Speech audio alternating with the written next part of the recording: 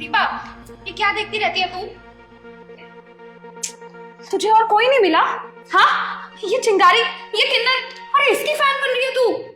दी, चिंगारी दी ना बहुत अच्छी है, सबकी हेल्प करती है, सबके दुख में काम आती है। और अगर कोई कुछ गलत करता है ना तो चिंगारी दी ना उसका ढक्कन बंद कर देती है।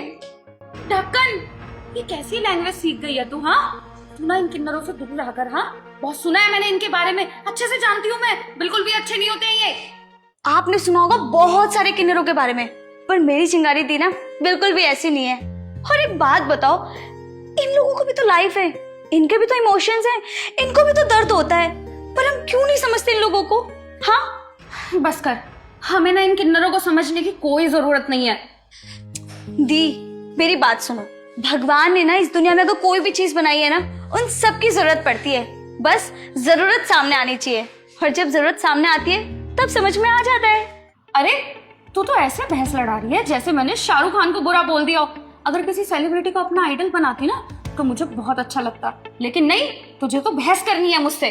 तो शाहरुख खान कौन सा किसी की हेल्प करता है, किसी की मदद में काम आता है? नहीं ना, लेकिन मेरी चिंगारी दी सबसे पहले आगे आती है और सबकी हेल्प करती है। हाँ, देखती हूँ अपनी इस चिंगारी दीदी को कैसे मैसेज करती है तू। दीदी हाँ, बहुत अच्छी लगती है मुझे, दीदी एक बार मेरा फोन उठा लो, दीदी मुझसे कब मिलने आ रही हो? आया उनका एक भी बार रिप्लाई या फिर एक भी कॉल का जवाब दिया उन्होंने तुझे? हाँ, तो हो सकता है ना इसके पीछे कोई वजह हो, वो कहीं बिजी हो। देख दीपा, जब हमें कोई जरूरत से ज्यादा अच्छा लगने लग जाता है ना तो उसकी बुराइयों में भी हमें अच्छाइयां नजर आने लगती हैं। दीदी, अब दीदी को कैसे समझाऊं चिंगारी दीदी के बारे में? पर सच में दी, मैं ना आपकी बहुत बड़ी वाली फैन हूँ, और मैं पता है आपसे कब से मिलना चाहती थी, पर फाइनली देखो आज मैं आपसे मिल गई। अरे दी, देखो ना आज हमारे घर पे कौन आया है। तूने मुझे बताया कि घर में कोई आने वाला है।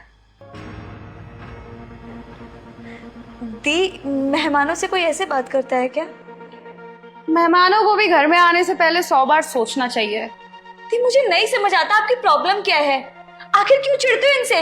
और रही बात आने की ना, तो ये खुद नहीं आया, मैंने इनको। दीपा, रहने दो, वैसे गलती हमारी है, हमें नहीं आना चाहिए था यहाँ पे। चल पैदा। दी रुकिए, दी आज आपको पता भी है आपकी बहन के साथ क्या हुआ है?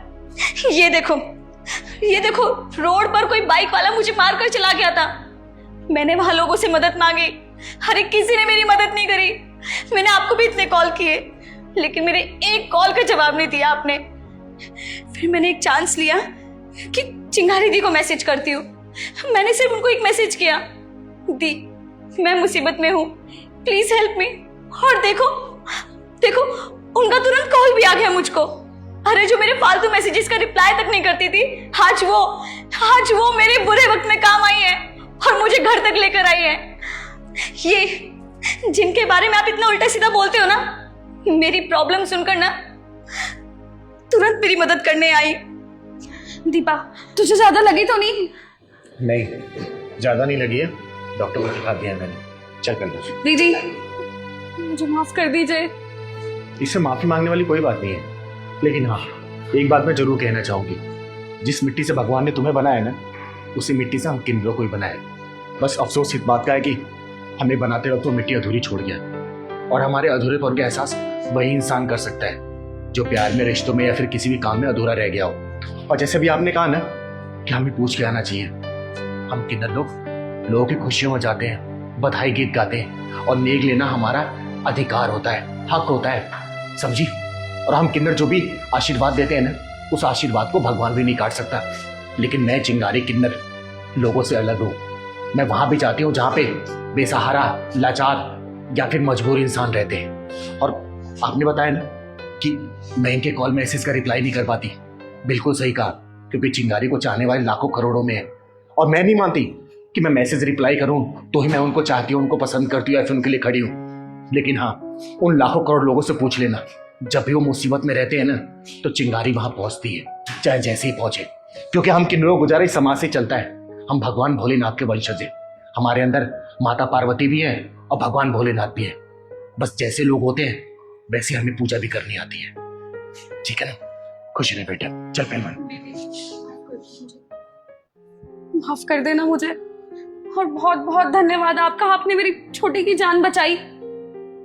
एक बात बोलूं दीदी, आज तक तो मैंने किन्नरों के बारे में बुरा सुना था, उनका एक अलग ही रूप देखा था, लेकिन आज कुछ अलग रूप देखा मैंने। इतने अच्छे भी होते हैं आप लोग, मुझे सच में नहीं पता था।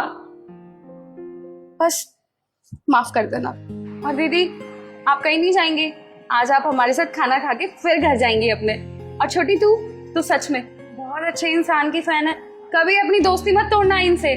आज मुझे एहसास हुआ किन्नर बुरे नहीं होते, पूजनीय भी होते हैं। बेटा, हमेशा एक बात चिंगारी किन्नर की याद रखना, कभी भी ना किसी किन्नर की बेइज्जती मत करना, क्योंकि किन्नर जो होते हैं ना, जो भी दिल से बोलते हैं वो सच हो जाता है, चाहे वो बद्दुआ हो या फिर आशीर्वाद, दोनों लग जाती है बेटा। ठीक है?